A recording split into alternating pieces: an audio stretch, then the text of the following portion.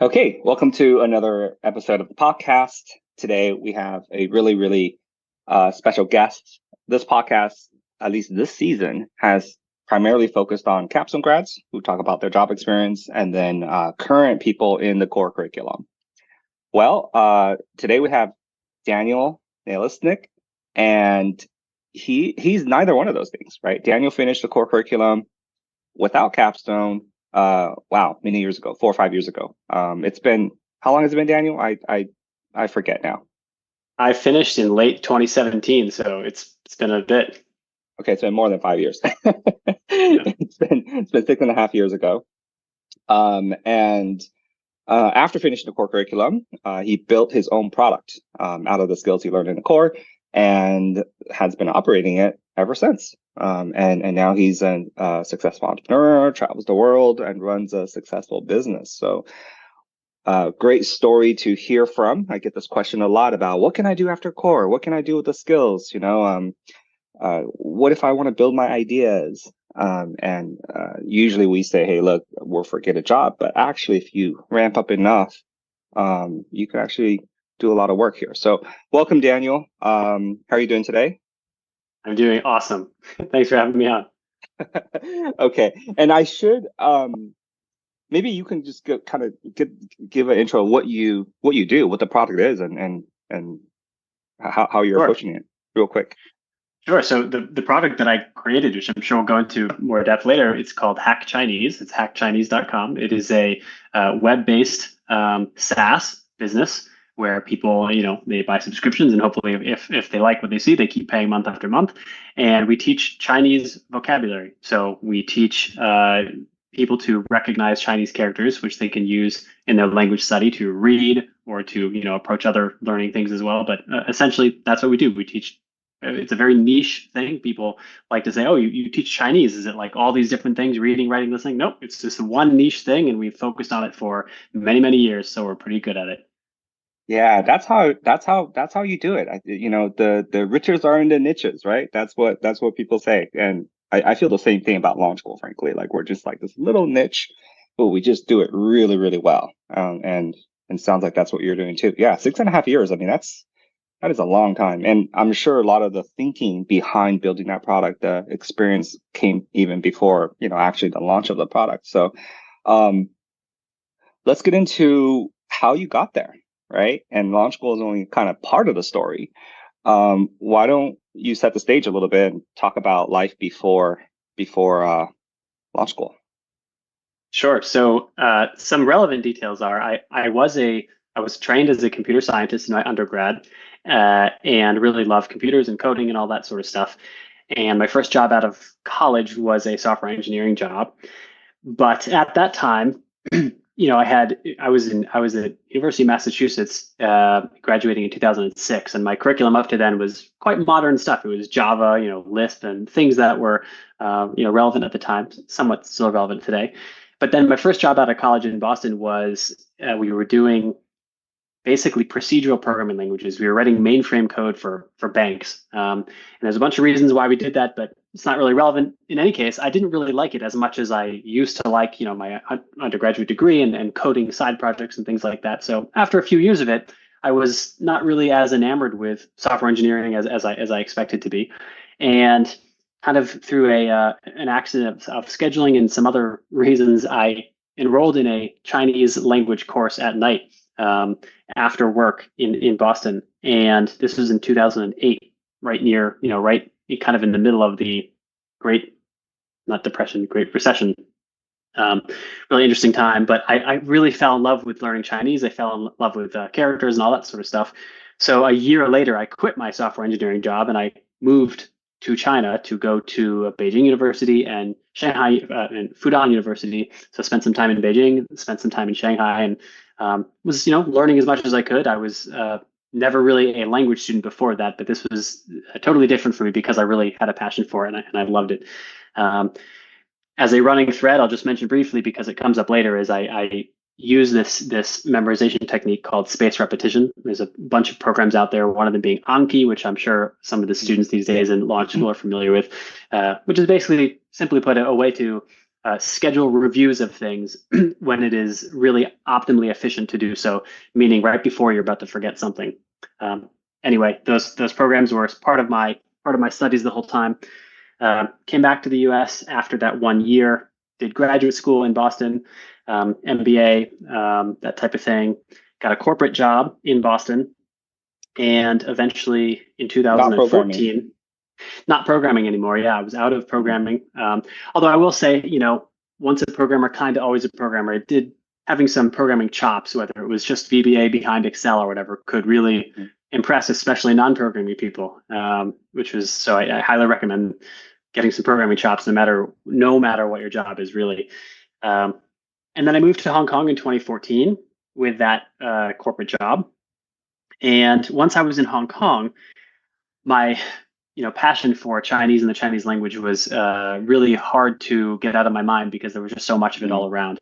Now, people who are familiar with Chinese may know that they speak Cantonese in Hong Kong and not Mandarin, which is what I had been learning. But nonetheless, there's street signs. There's a ton of people coming from the mainland to visit there, whatever. There's just a lot of opportunities. So I constantly had in my head, geez, I really wish that, I had been using spaced repetition for so long, and I could not, despite the promise of how efficient it was supposed to be, I could not find that it was as easy to use or as easy to get value from using the tools that existed. And this is reasons because it was hard to, import different words from different data sources, or to merge things, or to I remember one moment where I was like, I've been using spaced repetition, or attempting to, for about 10 years now. And when I sit down to study, I may still have to do like 25 to 30 minutes of like administration or management of the software. Like, what things do I not need to study? What things do I study this deck, then that deck? Are there, situations where I need to merge things? Do I need to make my own card? All sorts of stuff.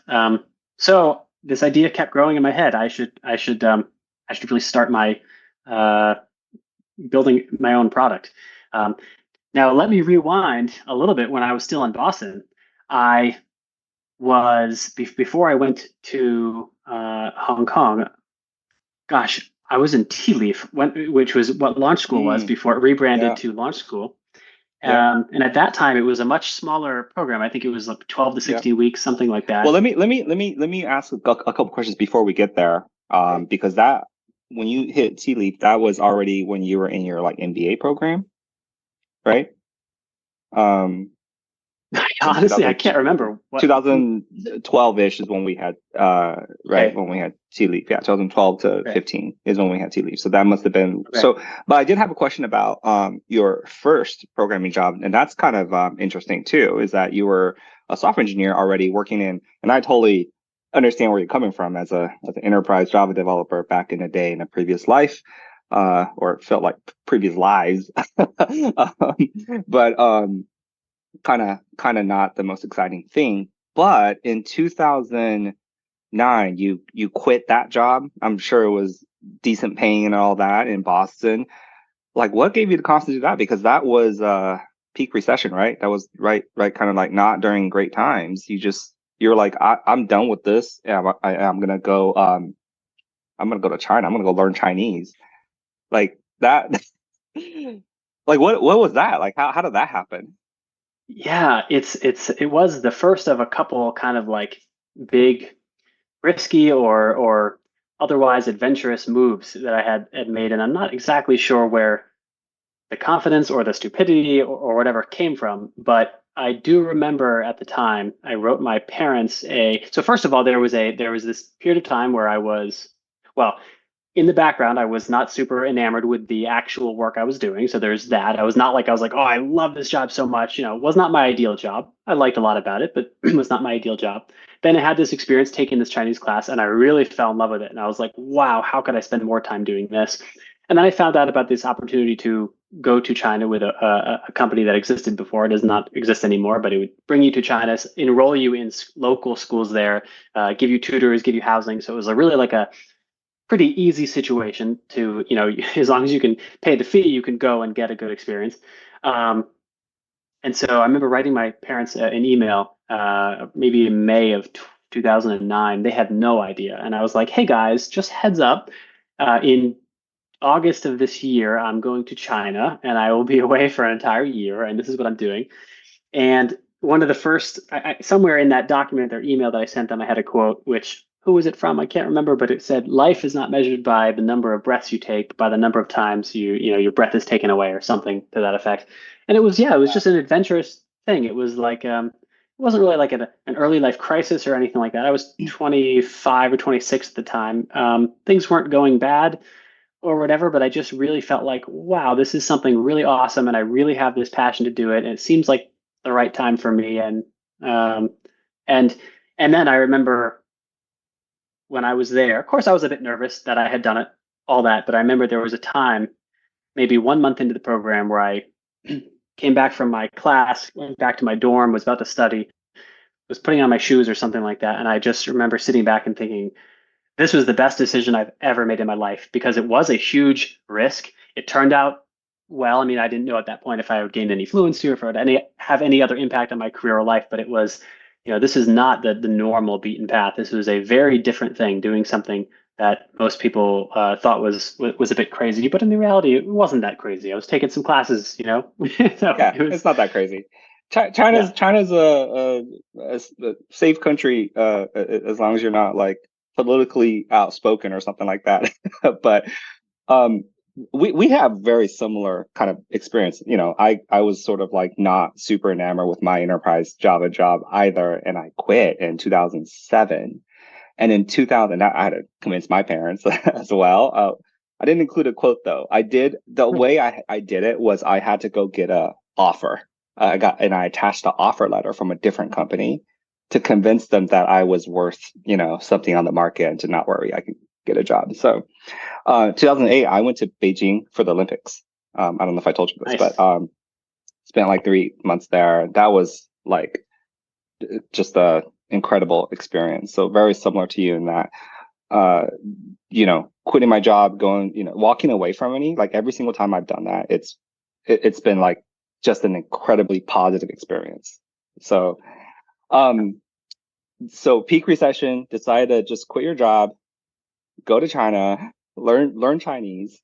And so I feel like there's just like this entrepreneurial spirit in you, and whether you want to call it that or not, but there's like this like something in you to go do something different, right? Not just be okay with like some working on something that you're not enamored with. Um, okay, so fast forward.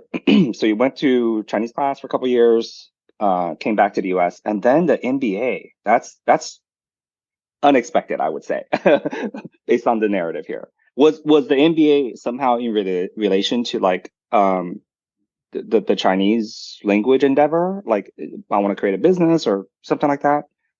It wasn't really. When I was still in undergrad, 5 years prior, I had taken the GMAT because I had always kind of thought, oh, gee, computer science undergrad plus MBA, that would be like a ticket to a reasonable future. And so I just had it in my head, oh, I'm going to do an MBA at some point.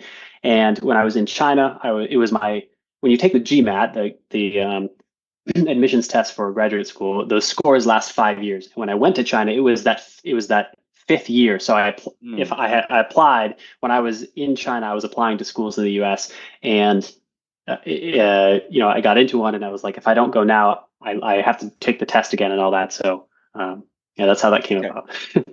Okay. So even like studying, like taking that test was already using like your Anki. And by the way, Anki is a favorite pastime at a launch school. So whether people know of that before coming or learn of that here, I think it is definitely a favorite topic. Um, and so you went to the MBA, and then you worked unrelated to like this language thing, or learning, is just like you're back on the corporate track now. Um, but I guess somehow in the back of your mind, you're always like, I have this itch. And I wonder, like, the company who sent you to Hong Kong, was that on your own volition, or did they like coincidentally send you to Hong Kong? It was extremely uncoincidental. After coming back Okay. from China, I was itching to go back so much. So when I was in Boston for 2 years after I graduated with the MBA, I let everybody know that I talked to in the company, like any opportunities in China, any Chinese projects I can get associated with or on or help out, whatever. And I, at one point, even flew myself out there to Hong Kong and to the mainland to meet with several people in all these offices. It was like vacation time I took, and it was just I wanted FaceTime with some of these people because you can send an email and say, "Hey, I'm interested," but if you've actually shown up and said hello and done that type of stuff, Wow. especially as an employee, it that did make a difference. And I remember after that whole trip, I came back and there was one particular person who I thought, oh, okay, this was a hiring manager, decent position. We seemed to have a good meeting. All that's really well. And then I got back and I sent an email saying, hey, thanks for everything. Really enjoyed meeting you. And the email bounced. That person had left the company or had been let go or something. It wasn't there anymore. So it was not an easy path, but continuing along that thread, eventually I did get something that was in China. Yeah, it's so good to hear you say that because I think so many things happen in one's life, and if you zoom out enough, it looks coincidental, right? Or it looks like incidental. But if you zoom in, there's always some intention behind it, and there's so much work behind it to make something happen. And the fact that you took on vacation, I feel like higher ups just look at this, and I feel like a lot of new employees don't realize that, like executives who make decisions, they want people who are passionate about something. They want people who are self-motivated about something, and if you demonstrate that, they're more likely going to put you in that position as long as you meet the skills requirement too. So um, that's great. So you kind of force yourself over there, um, got reignited with the language learning again, and then how did this tea leaf thing happen? Tea leaf is for some listener may not know. Tea leaf is the program before Launch School that I was operating, and it was all the lessons learned that allowed me to kind of go and create Launch School. Right. So Tea leaf was our synchronous. No, it was asynchronous. Right. Asynchronous courses, but it was like 3 courses, right? And but they were like asynchronous, but we kind of roughly scoped it out like 1 month, then 2 months, that type of That's thing. right. That's right. Yeah. Yeah. So how did you, So get find tea leaf and then like decided get into programming again? I can't remember how I found it, but I was at the time searching for some way to get involved in Ruby on Rails. I had a couple friends in Boston who were very much exciting me with their stories about doing Rails projects and all that. And coming from my previous background of like, okay, to build enterprise software, it's like step A through Z, and like 500 hours later, and now you have something that doesn't do much. Versus a Rails project was run a few commands, and all of a sudden you have Twitter. Obviously, that's a bit of an exaggeration, but it was just a very different thing, and I was very excited about it. So I found Tea Leaf and gave it a try, and uh, loved the idea of it, and liked how it was set up and all that, but never really could give it my all because I was in a new job. I'd finished my MBA, but I had started a CFA, which is like another like study intensive thing. Just I didn't have much time to focus on it, but it was so I remember like doing, you're supposed to do what 10 to 20 hours a week. I think I did 5 hours a month for like a Yeah, long, that's long time. Uh, and so, but eventually in 2015, after I had moved to Hong Kong, you guys had rebranded to Launch School, and I was like, okay, this mhm. is a good chance for me to really like, they have some new courses or whatever. It's like a bit of a, it wasn't just a brand refresh; it was kind of a curriculum Yeah. refresh as well. Like it was a big move, and like you had some new videos and all this hype around it. And I was like, okay, this is a good time for me. Like I let me try again. And this time I had more success, but it was still not what I needed. So, but what I mean by that is I was able to very slowly actually complete modules and move on. But after about 2 years, I was still like, I was like, this is going to take me 20 years at this pace. I was making progress, but not enough.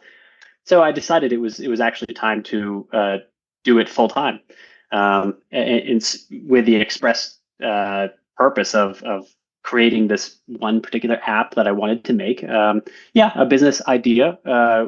It was certainly I hope that it could turn into a business at some point, but it was really primarily and still is today driven by the fact that I needed this tool to exist. I was going to will it into existence because I was just so fed up with the frustrations that I had working with Anki and its brethren and talking with other people too who had the same frustrations. So when I did finally get into launch school and was working on it full time, I mean, I quit my job. My last day was May 31, 2017. And the very next day, I had rented an office at WeWork down the street from where I was living in Hong Kong. And I treated launch school like a full-time job. It was, 40 hours a week in the office, going through the programs, going through the assessments. I remember you gave me some of my assessments as well, and they weren't always very good, which was awesome because, I didn't want to not know the stuff really well. I wanted to know it really well. And so I remember one in particular. It was one of the very basic kind of like Ruby related coding assessments. I still remember I was trying to do some simple, for each statement, and it was like it took me a little bit too long because it wasn't like something supernatural and super fluent in me. And you were like, look, if this were a hiring situation, this would not look good. and I was like, he is absolutely right. This is bullshit. And so I never went into another grading session with you or any of the folks that you were working with without feeling extremely confident with the stuff that we were doing. So, yeah. Well, thanks for taking that feedback in stride. In my role, it's off.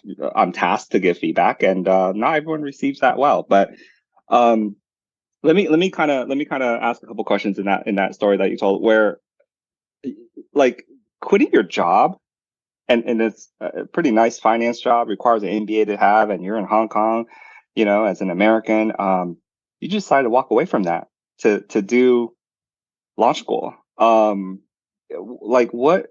Once again, what gave you that confidence? Like, what gave you that just to walk away from a stable, sure thing to do this thing that's very high risk? It's even worse than that, or I say that because for the 2 years that I was in Hong Kong in that corporate job, I had been vying for another position on the mainland in Hangzhou. Mainland China. For that was mainland China, right? And the reason for that was because I wanted to live in an area where everybody was speaking Mandarin, whereas in Hong Kong everybody speaks Cantonese and English, so Mandarin is a kind of like a third language there. And I finally, after 2 years of pressing people and doing interviews and doing whatever I could to try to get something over there, I finally did get that opportunity. It was a nice job shift, and it came with some good stuff from the corporate side. But I remember even though I had accepted it and said it was, I was ready to go, I was talking with Global Mobility, which is the program that helps you get set up with visas and move and all this sort of stuff. And I went through all of that and then said at one point, actually, I'm resigning because I want to do this other thing. And I remember saying at that meeting with my manager, who was shocked. I was like, I'm not leaving State Street, which is the company I was with, because I'm not happy with it. I'm being pulled so strongly towards this thing that I need to do. It's just something I need to do in my life. I really want to do it. Yes, it was risky, right? I had a job and I would be going to something where the chances of success are very low. But on the other hand, there are a couple things to think about. One, if it failed, if it totally crashed and burned and nothing had happened, well, at least I had given it a shot and I had learned some stuff. And now I have had two skill sets I could use to potentially find another job. My previous 10 years in the finance industry, plus all the new stuff I learned at launch school and try to build a company. So that's pretty good. Number two, at that stage in my life, I didn't have a mortgage. I wasn't married. I didn't have really any real adult responsibilities. Still have no real adult responsibilities. This is great. So it was a good time to do it. If you don't do it when you're thinking about it, when are you going to do it? Later on, it's only going to get harder. I mean, more stock options are tied to vesting and how long you're there, and blah blah blah. So exactly. So yeah. I don't know what it was. Yeah. I think that's exactly right. I feel like internally, I know exactly what you're talking about. Internally, there's this pull, and you're going to hate yourself if you don't at least give this a shot. And if you really study the consequence of this, I mean, we live in a very, very privileged state, right, of being, in terms of, if you do this and you fail, guess what? There's a 6-figure job waiting for you in tech because of this experience, this entrepreneurial experience, right? It's unlike the restaurant industry, where, like, if you fail the restaurant, another restaurant is not going to look favorably upon that, right, to hire you. Whereas big tech love people who are trying things and doing things and working on their own volition. So, um, so there's this pull. I totally understand that. I do wonder though, like, how come you stuck with launch school? Because we do have a pretty strong warning about like entrepreneurs who come to us, because you're not the first, right? We've got lots of entrepreneurs who come and try, and there's like, what? I got an interview, and like, what is this, right? So, but you seem to like the interviews and view that in the way that we had intended, which is like, here's a bar you got to hit, right? Versus like, here's a random gate I got to jump over. And we put that warning out because we notice entrepreneurs just don't have that patience, right? They don't have the mind of like, oh, I need to pass job interviews. I need to, justify my $100,000 salary. But you're okay with this. Yeah, and I do remember you telling me at several occasions, including probably all the assessments that we chatted with, that it was not the standard path of a launch school graduate to form their own thing, and that's not really what you guys are prepping people to do. For me, it was the systematic and kind of comprehensive organization of the curriculum that is how I like learning anything. I mean, you see it in what I do today too. We're learning, teaching Chinese words in a very systematic way or whatever. But that's just my personal way to learn things. I'm not the type of person to read one third of a book and move on. I like to read the whole thing just because I don't know, something about me. And so launch school's curriculum really was it just spoke to me so much. There were so many options at that time to do an 8, a 10, or a 12-week boot camp. But when I talked to people who came out of those programs, they were like, yeah, I have a portfolio and we did a couple things, but it was not the level of understanding that would really, I mean, even if you just wanted to get a great job in tech, I didn't feel like they were so overwhelmingly prepared that it would be like no problem. And for me, it was like, look, yeah, I'm giving up something huge, my old entire career and that whole path. And so if I'm going to make this shift, I really want to go for it. I don't want to half-ass it, so to speak. I want to really, really go for it. And that is what launch school for me was. It was an opportunity to really go for it. And, it's not 12 weeks, it's 12 months. For me, full time, it was about 12 months. So Yeah. Yeah. And I think I wonder if like, obviously you have a pretty studious background, so that, you're just kind of naturally drawn to more rigor and more thoroughness. But also I wonder is because your app, this idea in your head was a study oriented app, a learning oriented app. And therefore you're kind of just naturally wanting to take a more study oriented approach. And also I think like, I don't know what people think building their own app is, but it's like it's like building the feature is by far the easiest part. It's like fixing all the bugs is the hard part. And in order to do that, you really have to know what's happening, right? Like it's not, putting up the form. It's, all these weird issues that come up, and then you got to go fix the bug, right? Like, so you do have to know it well just from that perspective too, not just because it's more thorough for the totally. sake of thoroughness, right? It's probably cliche, and I'm not doing lip service to launch school here. I'm really being honest about it. It's going slow in the beginning saved me infinite amount of time over the course of 5 years. I mean, I could have learned the bare minimum in a 10-week boot camp and got something off the ground, but it would have only slowed down the rest. I mean, it was like take the time to build a jet engine, and then you can go really fast. Or the other option is a 10-week boot camp, which is get on a bicycle and start pedaling. Okay, that can work for a little while, but if you really, I was dedicated. I knew I was going to go as hard as I could and really give it my all. So it was worth, you know, learning all the technologies we learned and all the different principles behind everything. I think that is, you say like I came from a studious background, and maybe that's how I was thinking about HackChinese and launch school. My first couple landing page, just complete drafts that never actually saw the light of day or whatever, were like based on how launch schools look. Because I was like, look at how attractive, like they talk about it's so hard. I was like, everyone's gonna love that. Not the case, but No, definitely not the case. Yeah, but Yeah, it's hilarious. People were like, "Why would you say it's the slow guy? Who wants to go slow?" I'm like, "Your employers want they want you to go slow, right? yeah. They don't want to see you like blast through, cram through things." So, but I should also mention, like, I think another thing that a lot of entrepreneurs have in their head is like they just want to prototype real quick, then they get funding, and then they'll hire engineers. I feel like a lot of people just have this idea like they're gonna mask over this hard part with some fuzzy idea of like getting funding or something like that. Whereas the real hard part requires the nitty gritty details, right? And I feel like your approach to this um, uh, building Hack Chinese was not that. Like you knew you were going to work on it. You were going to get into the code and not just build that prototype and then get funding, but like you were going to just fix bugs and work on it. Or did you know that? I guess I should ask.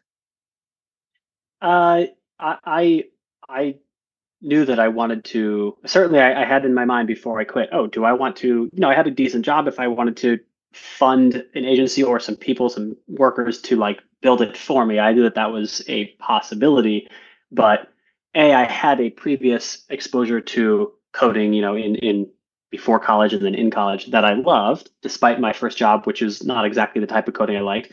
So I knew I kind of wanted to get back into it. It was like intellectually stimulating in a way that I really enjoyed. But also I just looked at like, okay, 4 or 5 years down the road, if I'm so lucky to be in a position where this is actually working and I've had somebody else build the whole thing, one, every single feature I need or any change or anything at all, I'm going to have to be relying on other people to do it. Not only is that, a landmine of, but I had no experience managing people who were coding, especially in languages I didn't know or whatever. So I thought, okay, maybe that's a thing I can do in the future. But for now, I want to build, Codebase V1 anyway, and get it off the ground, and also because I wanted to have a skill set that could be potentially another, leg of my career if HackChinese didn't work. And if I just hired a bunch of people, I wouldn't have learned really anything about the actual tech part of it. Yeah, and it's really interesting. Maybe this is where your prior programming background came into play in that you knew what pitfalls to avoid in that my sense is that there's a lot of people who are not, they don't know programming that well, and they think it's this like magical thing. And it's like, I just hire people and it's very hard. And I feel like I'm like that for things I don't understand that well. Like, my wife and I were talking about something. We're talking about like interior decorating. I'm like, oh yeah, we'll just hire some interior decorator and there's like make it awesome, right? And then she talked to her interior decorator friend, and then I was listening to the conversation. I'm like, oh man, this is a lot. There's a lot more details here. It's not as I imagined, where you can just hire somebody and just like make it good. Um, and I feel like we all do this for things that we don't know well, right? And it's like if you don't know programming well, you're just like somehow get just get some developers and boom, right? And that just historically has not worked well at all. To your point of like I worked on both sides of the consulting relationship as a uh, developer and also as the project owner. It is incredibly hard, incredibly hard. This is why like offshoring for the most part has not worked well. In that you need that communication aspect is so important. Nothing beats it's the way I almost kind of describe it. It's almost like writing like an essay. Like when you sit down to write an essay, you don't know what you're gonna write until you start writing. Like writing is thinking. It's not you think perfect thoughts, fully formed, then write, and then you can like offload the writing to someone else, right? It's not like that. It's like when you're writing, you're actually thinking and you iterate a lot. Sometimes coding is like that. You think you want this and you code and you build and you're like, oh no, actually like this is it doesn't work the way I think. Let me make this change right here on the spot. And Yeah. that refactoring of the architecture will take you 30 minutes if you're a developer. But if you're working with somebody else, that could take like a week just of communication back and forth. And on the other end, they're just like, just tell me what to do, man. Come on. Right. Right. So many times I've been coding, I'm like, there's no way that somebody could make this fast of a decision change on the spot that took me 30 minutes in a distributed team or something that would have taken just weeks of communication. Yeah.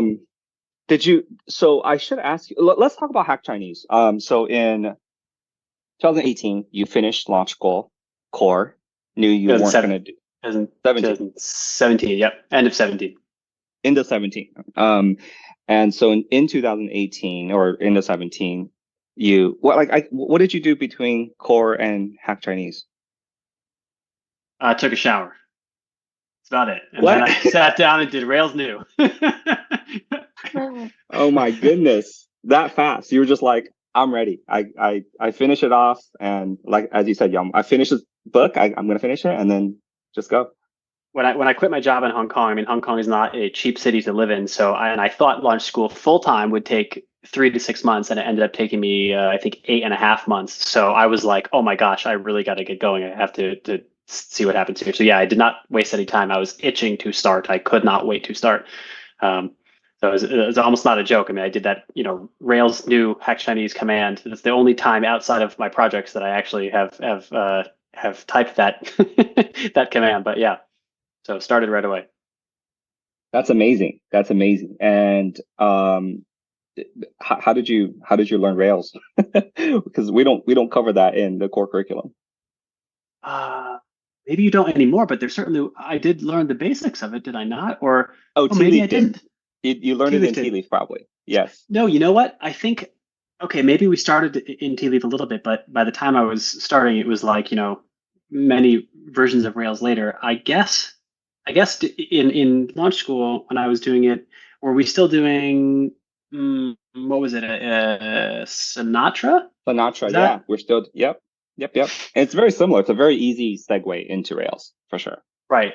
Okay, so I guess it was from that, and then it was, I was extremely well prepared to sit down with some of the, basic tutorials for how to get started with this language after just having finished this really intensive, 8.5 Yeah, months with launch school. So I just got started, and it was, you know, made every mistake in the book, but it was Rails new. Okay, what do I want to do now? Like, figure out your nouns, like make some database stuff, and get some stuff on the screen. One thing that I did, which was really cool, which was in the very, very beginning, I'm talking like the early weeks in 2018, is every week or every 2 weeks, I would do like a 10 to 15 minute video of where I was, what the program looked like, what I was thinking, both in terms of business building, but also writing the code and all of that. And it's like, so now I have these things from 5 years ago, 6 years ago, where you can see the actual Hack Chinese code base as it was 6 years ago on screen, not even live hosted anywhere yet, but like live on my local machine where it was just like a completely different product. But that is the same exact thing that has just evolved over time to where it is today. So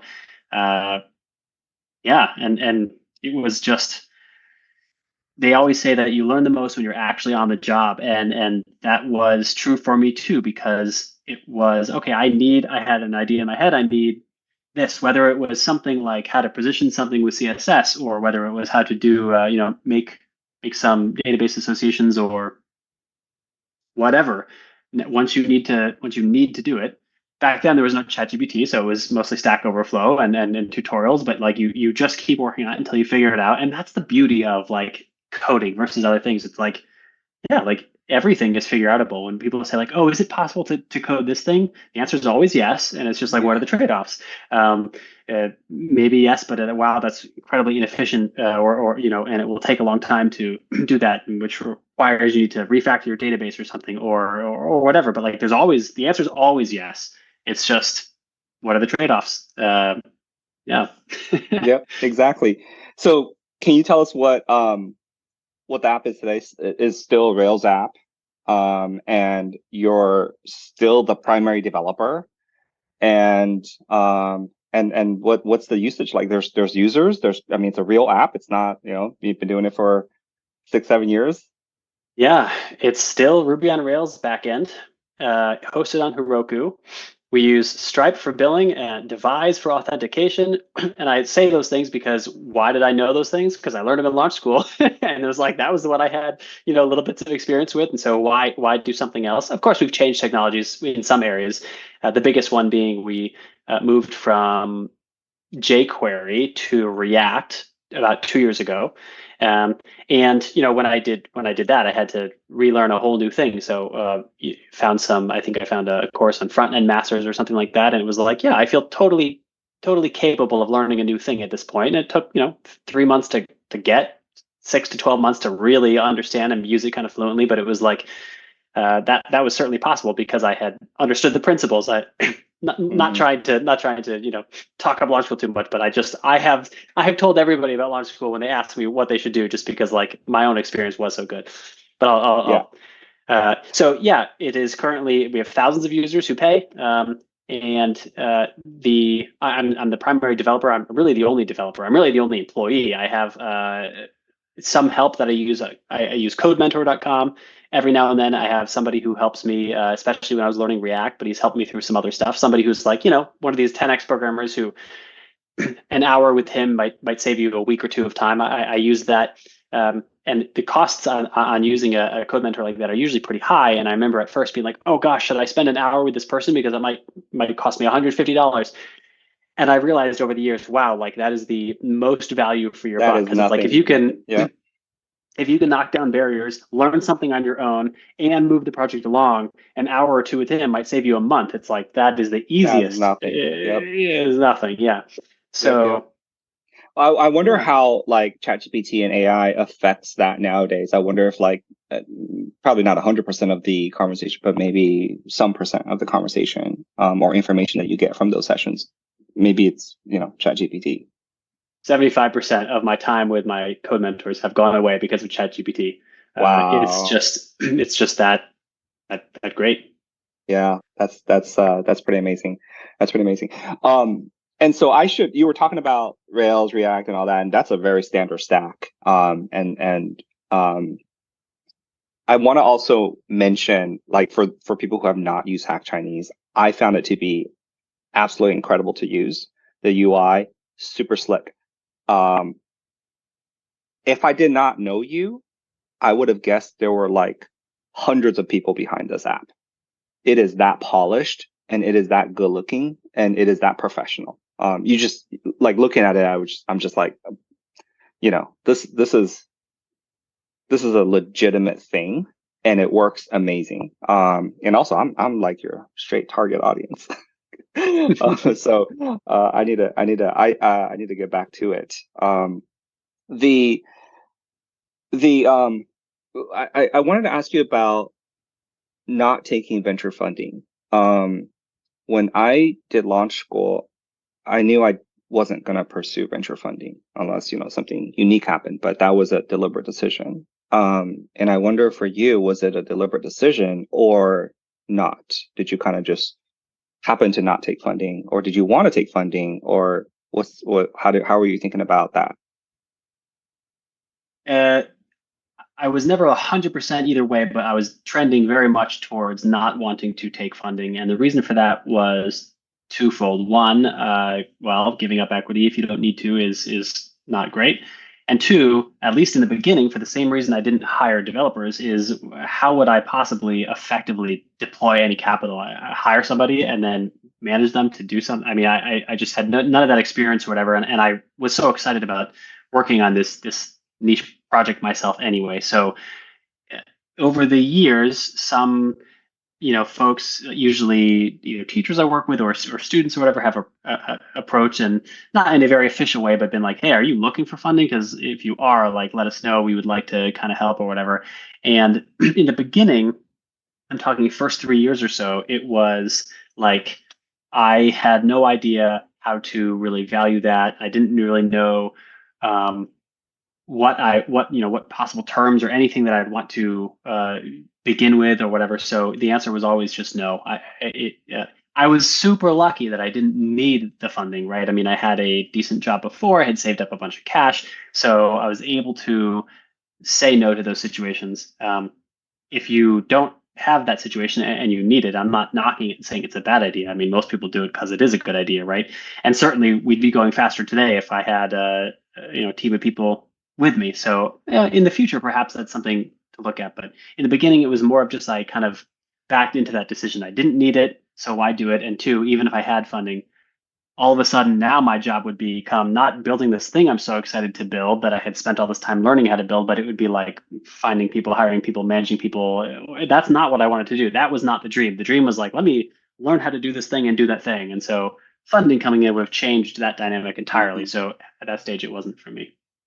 Yeah, that's interesting. I do think funding, especially early on, forces one to have a do or die outcome sooner.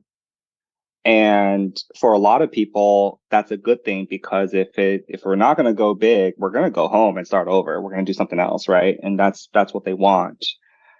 But I do think bootstrapping for a while unlocks some business models that only reveal themselves in the longer run, where you force this do or die in the first couple of years, you just won't be able to discover these longer business models like Launch School, like mastery-based learning, right?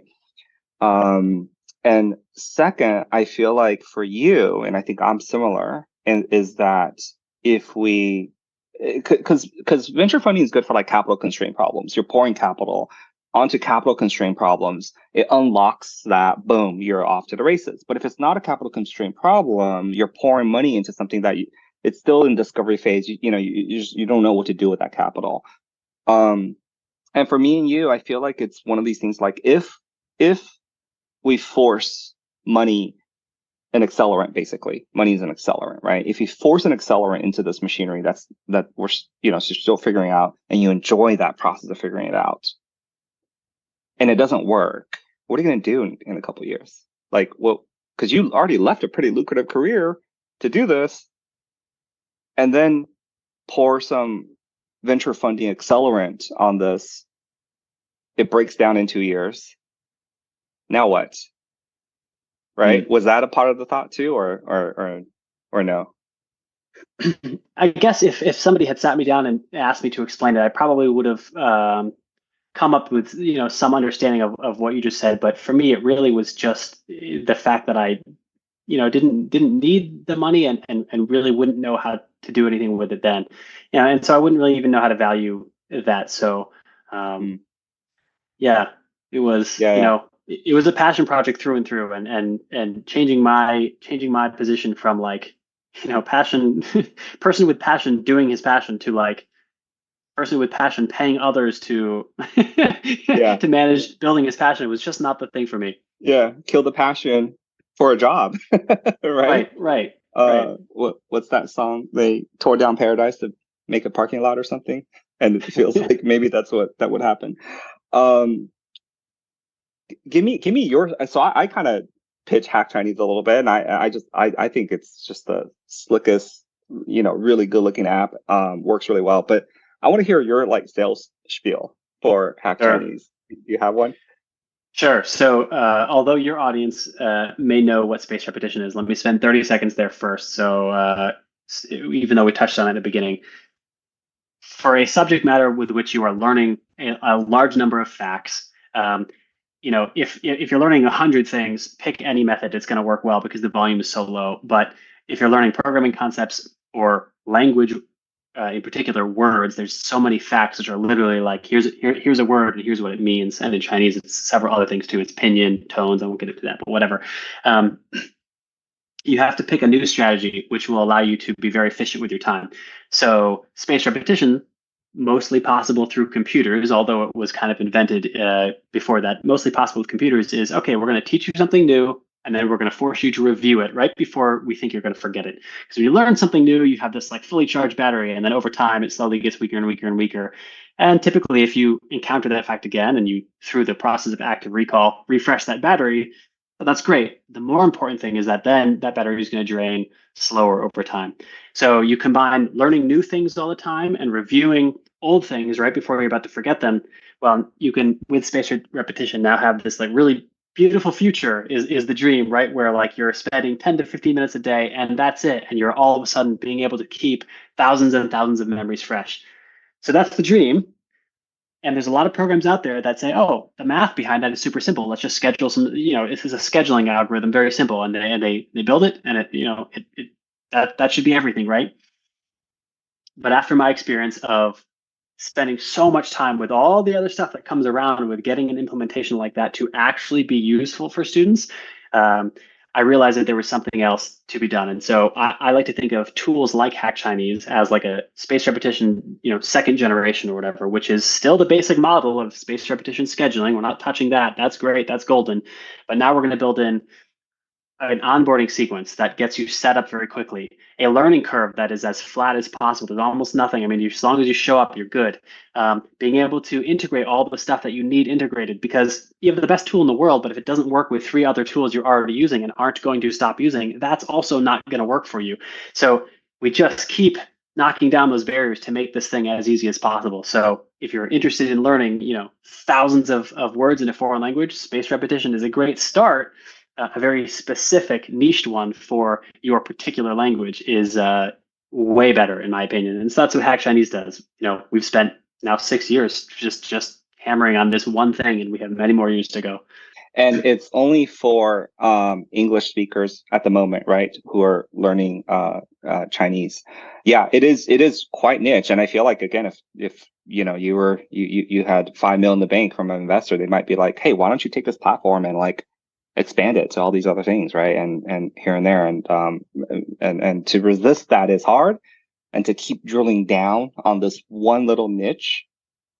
But yeah, that's where the oil is, right? You gotta go deeper. So I can see why you would have passionate users, because then if this is your problem, like there's no other tool like this, right? Who are your students or users? Where do they come from?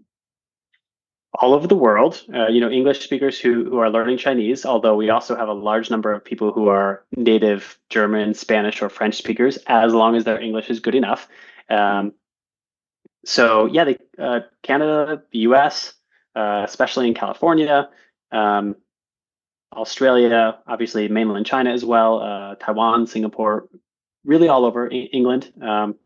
And we've had students as young as, I think, 8 years old, and as old as late 60s as well. So it's really it's a good mix of people.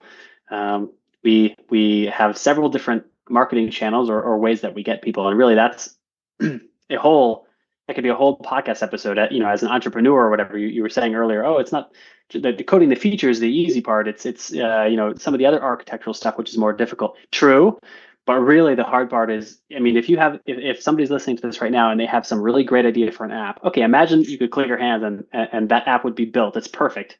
You still have a huge problem in front of you, which is how do you get it in front of people, convince them to even try it, convince them, to pay money for it, all that sort of stuff. So yeah, there's a long and winding story there for acquiring users as well. Yeah, super hard. Super hard. I definitely hear on that. And I think this is another advantage of a bootstrap business, is that as long as you're making money and able to survive, is that you just have a longer duration to tell your story. And you can tell your story in a much more subtle and nuanced way versus the condensed lifespan of a venture-backed business. You have like a 6-month period to tell your story. Guess what you have to do? Hype it to the moon. That's the only way, right? Because your lifespan in that initial burst of funding is just a couple years. So that's why we see so much hype nowadays. I think because they feel like they have just such a short duration to tell their story. Whereas if you think about Launch School and think about HackChinese, right? We got years ahead. I'm sure you have a lot of these ideas, but I'm kind of wondering how you're thinking about expanding HackChinese or not. What's the future of HackChinese? Is there like a Hack Japanese? Well, I do own hackkorean.com and hackenglish.com. But no, English, so yes. Yeah. I would say that if I am lucky, I will be able to make this my lifelong career. I'm super happy here. Not just the work that I'm doing, but my identity as like a person who's involved in the community and being able to talk with other app owners and technologists, as well as other business builders, school owners. Last summer, one of the Chinese schools that we partner with for promotions and things invited me to attend one of their camps for free. And for free, it's not like it's a huge monetary expense, but it's just like, I love this world, so I'm super happy being here in a way that I was not at any other job I'd have in the past. Even if the work was interesting, it was like, this is just where I want to be. So first, yes, I hope that I'm still working on HackChinese, for as long as I can. I have no plans to not be doing that in any flavor. There are a lot of ways that HackChinese could expand or do other things. We still to this day are just a web app. So we do not have native apps in the Android or iOS stores. That is the number one feature that people have been requesting for a long time. Having said that, 50% of people or of study sessions that occur in HackChinese are on mobile devices through a browser. So it's like it works. It's, don't let that Mm-hmm. stop you. If you know how to make a web app, start building and make some bucks and see if you have market fit. You don't need to launch something in the app stores if that's not your skill set yet. But so going down that route would be an awesome thing to do. Of course, other language pairs. If we were to expand our language pairs, right now we're English to Chinese, Chinese being the target language. The most obvious and easiest next expansion would be keep Chinese as the target language, but make it so that native French speakers, Spanish speakers, German speakers, Russian speakers, whatever, could use the app in a way that didn't require them to have a proficiency in English. That would be a pretty easy upgrade. Um, there's always the idea of flipping languages too. I think the next easiest one would be Chinese to English. So Mm. are there Chinese folks who want to leverage this technology to learn English? That's another option. Yeah. And one more layer of broadening out after that would be totally different language pairs, French student learning Spanish or whatever. Um, I'm sticking with Chinese as the target and English as the base for a bit though, because that's where I have some advantage because that's who I am and I know what the problems are and I'm very happy being there. And I think that's honestly what has made us, that is a big piece of what has made us successful is that we're not trying to do everything, right? Is that hyper niche. And then outside of all that stuff, if we want to do something else, there's other directions we could go to. There are other facets of language learning, which I think we could take our philosophy of like ultra simplicity and make an impact. But I'm not ready to really share too many of those yet. But there's Yeah. a lot. There's so many. Yeah. I think one of the keys of running a successful product is actually knowing what to say no to, because the realm of like ideas is just too vast, right? And perhaps even infinite. Like the more you know, the more of these things.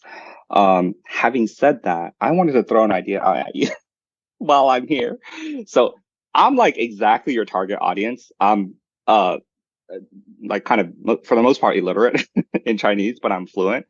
And so I've been trying to learn vocabulary for a lot of my life. I minored in Chinese in college, actually, and I could write for a while, and then you don't usually just forget. But one of the ways I struggle most is actually with Chenyu. Um, and I don't see any apps addressing this at all. Like, have you given that any thought? What's interesting is just today I got an email from a student who said, "Hey, thanks for making out Chinese. Do you have a list of Chengyu?" So Chengyu, if you're not familiar, is just idioms. So it's like English, we have idioms too, things like common sayings that mean a lot more than what is said because there's a story behind it. And in Chinese, this is a huge aspect of the language. Huge. It's way Um, bigger. yeah, I mean, with so much history and all that. So, I mean, there are stories where like four words in Chinese can mean, well, it means like this concept, and the story behind it is like, well, and in the Warring Kingdoms period, and this emperor said this. It's like, wow, there's so much going on, and it all Yeah. comes down to that. And you see it a lot you see these being used a lot in TV dramas and things where somebody will say this very quickly, and it's like the amount of information being communicated in such a small Yeah. thing is so large. So have we given any thought to that, or have I seen any things doing that? Not a ton. I mean, it's easy. It's easy for us to just consider those words and teach them normally, but that would certainly not be doing it any sort of. That would not be honoring the Chengyu in its like full glory if you're just learning like, oh, here's what is said and here's the simple basic translation. I don't think that's what you're looking for. Yeah, there's so many things, right? And what you were saying before is like, what do you say no to? I don't know if that's one of the things we say no to, but it could be just because, yeah, that is a good idea, and I have 10,000 other good ideas, right? Right. So, The mobile app I think is a good one. But I yeah, use the app on my mobile phone. It works beautifully. And I don't want to get into. I have some ideas around like wrapping that and just like I think it could be quick and it could be a mobile app, but it's actually the web, and many apps do this, by the way. So we can maybe talk offline about the about that. Um, but yeah. Okay, so I have a lot of ideas for your app, of course. As always, I get a launch goal too, right? Everybody has ideas for me, but the funny thing is, I'm always like you gotta be here for a while to offer good ideas because I've heard these ideas over and over and over already. Trust me, right? Like you just have to Yeah. assume I've heard this idea, not that you have a new idea. That's what I always tell people. Um, but I'm kind of wondering how's your management today?你的中文怎么样？我的中文还好，其实我在香港已经住在香港10年了，但是在香港没有人想跟我说中文，因为他们一看到我的白色的皮肤，他们说我可以跟你说英文或者可以说广东话，但是广东话一个句子也不会说，所以对，你需要搬到一个小城市去，这样子就会跟你是讲中文。是，其实我不是说过吗？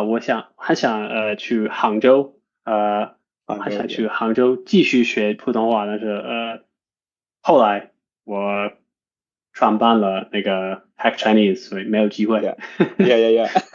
It's good. I think you're and you can read, so your Chinese is probably better than mine. How's your Cantonese? The Cantonese is not good at all. Not Okay, good at I don't all. know Cantonese at all either. So No, I'm but sorry. My yours probably Cantonese better than is mine. excellent. It's excellent. My Cantonese is very, very good. I can't speak Cantonese with you. It's weird. Have you noticed this phenomenon? Like most Cantonese users can speak Mandarin, but not vice versa. Yeah. Like I'm in that vice versa. Like I can't do anything with Cantonese, but like all the Cantonese speakers I know, they all can speak Mandarin. So, I mean, the ones in Hong Kong, anyway, that's because their education system includes a lot of Mandarin training. And especially now in the last couple of years, even the public schools now they've switched from Cantonese to Mandarin. So another 20 years from now, everyone's Mandarin in Hong Kong will be excellent. excellent. Yeah, that's kind of good and bad, I guess. And that a lot of local dialects will be. Although in the U.S., most Chinese communities speak Cantonese because just historical reason of Cantonese speakers come into the U.S. So it's Right. like the primary Chinese spoken in the Chinatowns of the U.S. All right, we're gonna wrap it up here because we're at the top of the hour. But let me just ask a couple more questions. I'm wondering your case, and I can share with you how Launch School did it. It's not that interesting of a story, but how did you get your first users? So you had this idea, like we've been talking about like your interest, your passion, and usually people say this is not a good way to start a business. I mean, it's good in that like you need your self-propel, but like, is there an actual need? And will people actually pay and all that? How did you get the first users to get this thing going? Let me answer two things: how I got my first user, and then alternately and and completely different how I would recommend doing it. So my first users, besides kind of the friends and family, well, no family, but friends who were beta testers, those were the first users. But the first paying users were I found through Google Ads, and Google Ads have worked at times and have not worked at other times. And but my first users truly were through Google Ads. But my first breakthrough of like not just one user that I paid too much for, but was actually like, oh wow, users are coming now and they're coming with some regularity, was after I ran ads for a while. I mean, 6 months, and they were getting more and more people. We got a little bit of I won't even say notoriety because we were so unknown at the time, but there was one school, LTL Mandarin, Live the Language Mandarin, that had a user at their school who used it and recommended it and showed it to their marketing team, and they did a video on it. They did a YouTube video review of it, and it was a very positive YouTube review, and they sent it out to their mailing list. And that month was like, I think we had like 50 subscriptions or whatever, which was like a bajillion times more than we had in the previous 6 months. So it was, my first user. I paid for it with the Google ad, but it came down to this, I would say, organic kind of like sharing social traffic. If I were to do it again, or if I had to recommend to somebody how to get their first user, it would start even before you begin the company and say, don't do it alone, and do it with at least two people, somebody to focus on the tech and somebody to focus on marketing. And that marketing person, yeah, maybe it's just running Google Ads, worst case scenario, because you can pay to turn on a spigot of traffic. But better would be to start building that community. And it doesn't mean you have to like throw up a Discord channel and say, everybody join. Why are they going to join your community? They don't know you. But you can find the places where the type of customers that you want already are, whether that's forums or maybe even in-person things, whatever, and just contribute.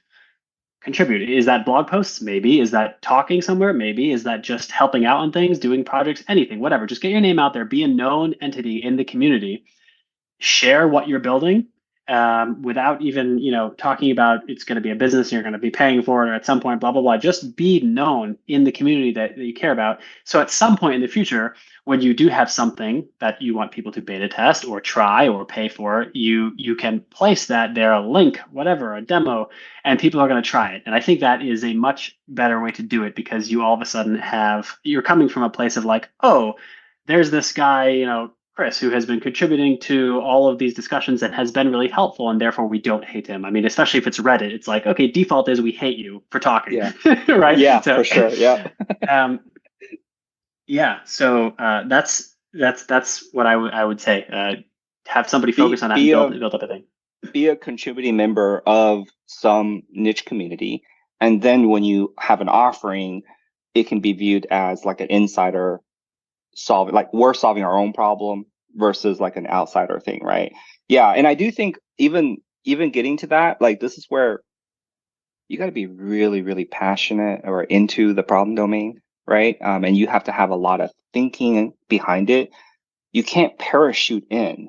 Like you can't be like, I see an opportunity to teach Chinese.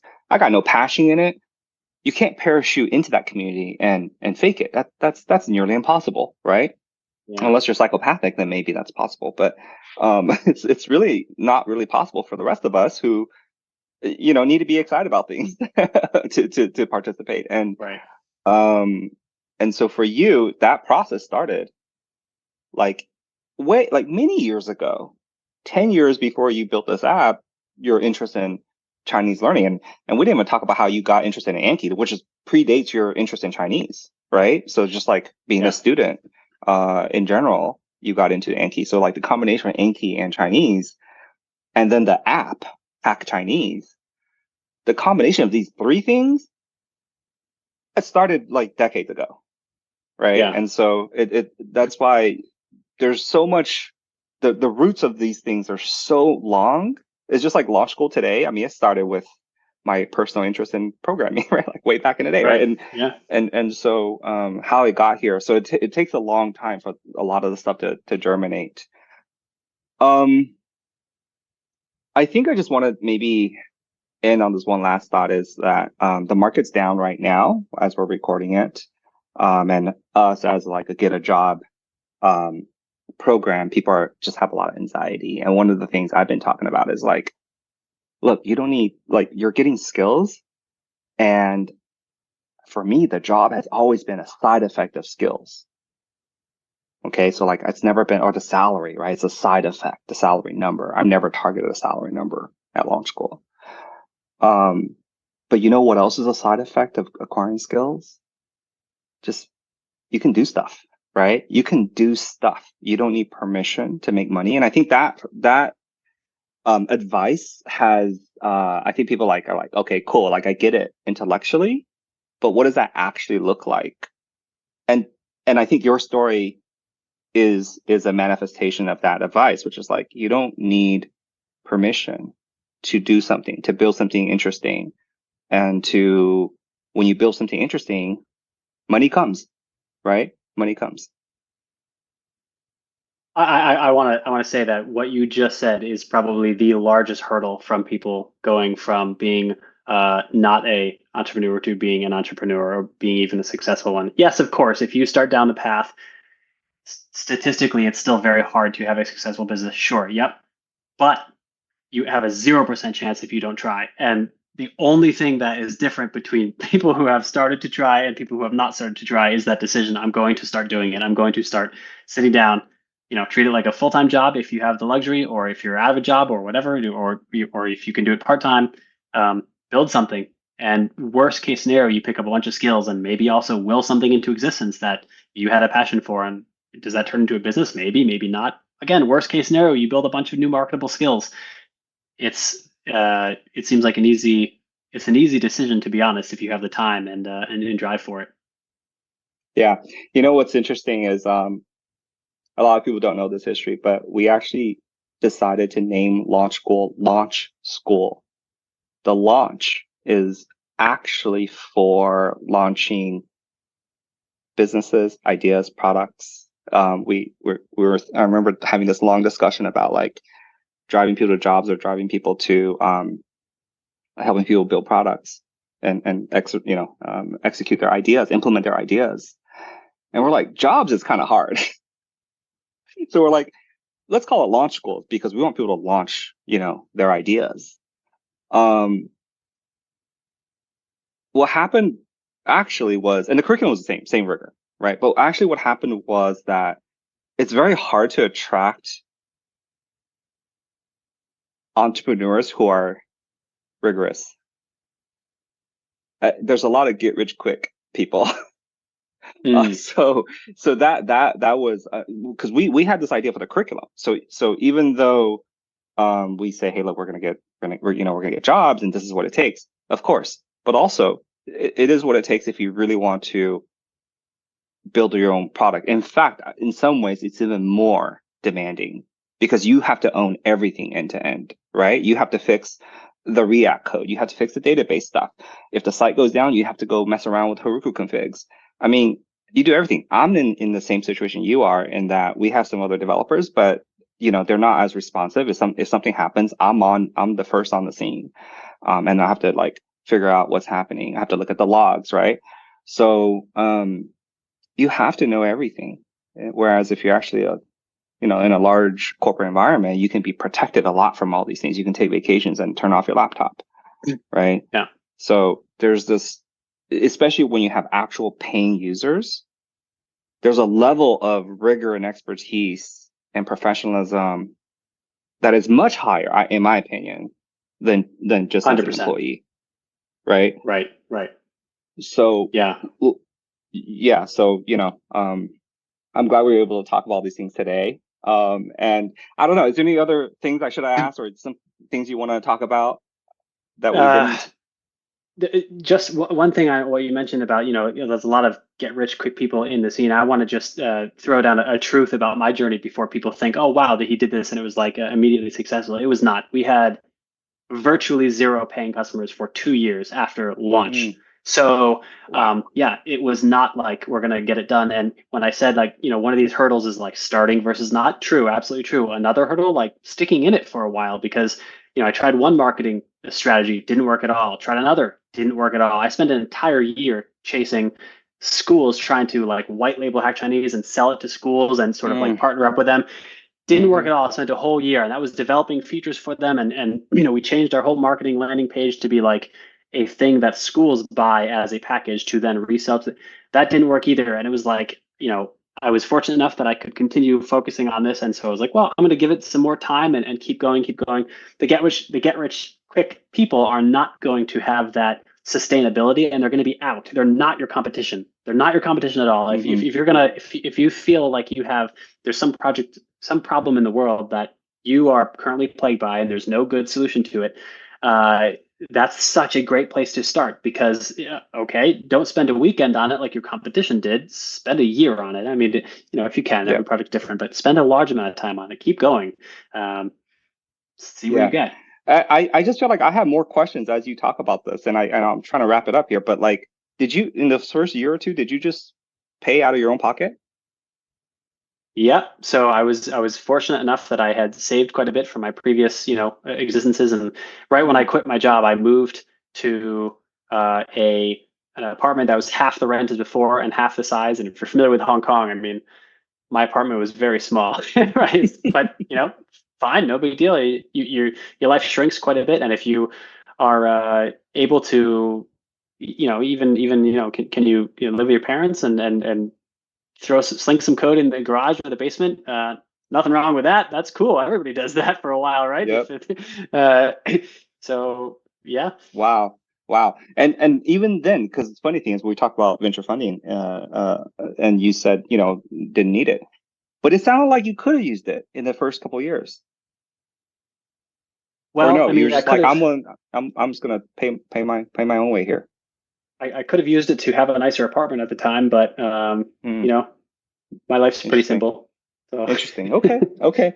And then you talked about the landing page, and I resonate with that a lot in terms of just being in the early exploratory phases. You're just, you're like a dog in a squirrel park, right? Where's this? And every one of those requires work. Like it's like I spun that landing page and it didn't work, and then I did this. Man, what is sort of not said in that one short phrase is how much work went into creating that landing page and yeah. having the skill set to be able to do it. And again, being able to mess around with front end stuff that doesn't work. Next minute, go and mess around with like a different thing, right? Building a different feature that can do some other things. So I that want to that add takes a one more lot. thing. Yes.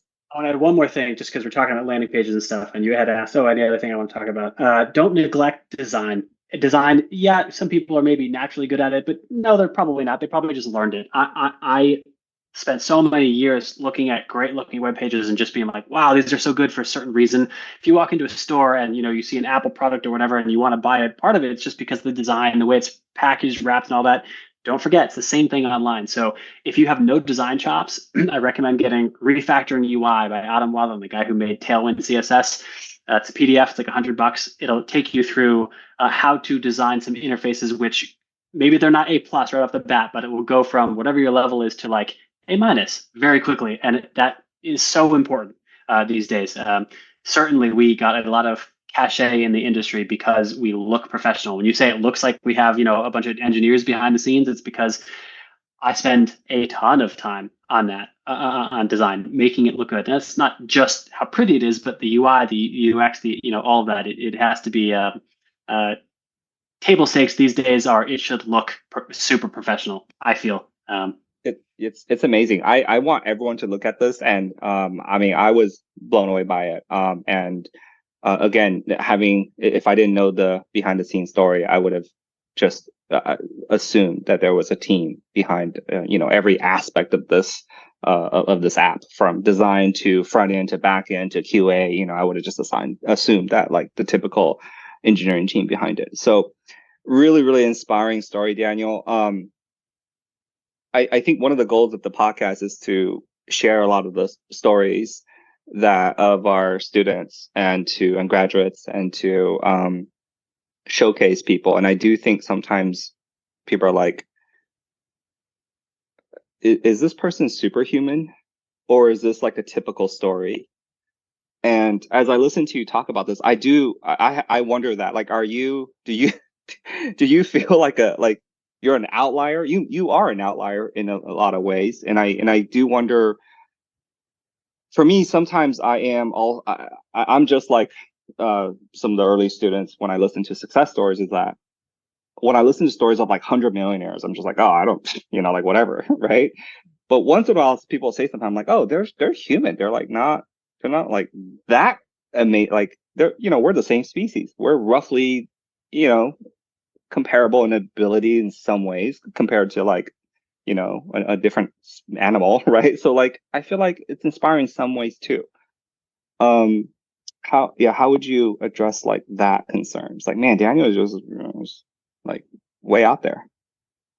Yeah. Uh, Looking at my history, I feel like I have been so fortunate to be truly passionate about some things, and that has enabled me to spend a ton of time on things which are not always fun.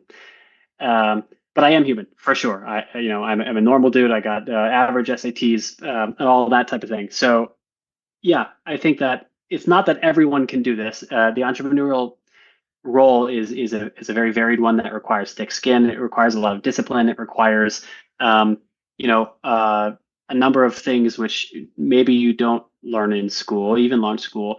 However, it doesn't require the ability to fly or the ability to see through walls. We are human, right? And I failed for several years, right? And so was I a failure at that point? Technically, success, in terms of success, yes.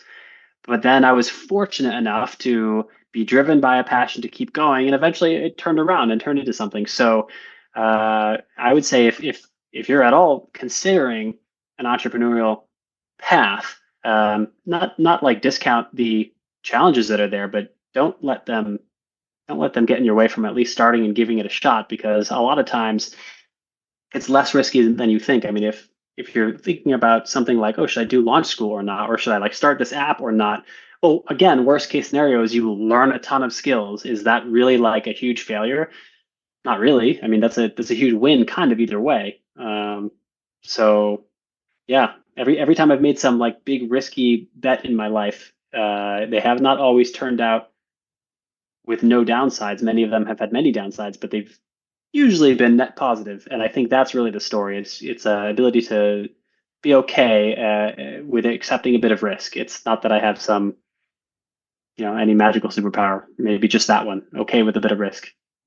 Yeah, love that. Love that advice. Okay with risk, and just get started. I think there's a lot of analysis paralysis in terms of like, should I read this book or that book, or do this or do that? It's like, just pick one that's highly rated and go. And then if that didn't work, try a different one. That's it, right? And so, all right, we do have to wrap it up here. You've given us a lot of information, and thank you for sharing your story, Daniel. Watching you over the years has been just a wonderful source of joy and pride. If I can take a little bit of credit, but you changed my life, man. It's the truth. Well, just watching, this is one of the great joys about launch school, right? Watching graduates kind of go out and do things, and you have a really unique story here. I'm going to sign up for sure after this podcast. So look for my user account. Don't watch how I do though. I don't like that. Very cool. Thanks, Daniel. Have a good day. Thanks for coming on the podcast. Thanks for having me on. Yeah, really enjoyed it. Thanks, Chris.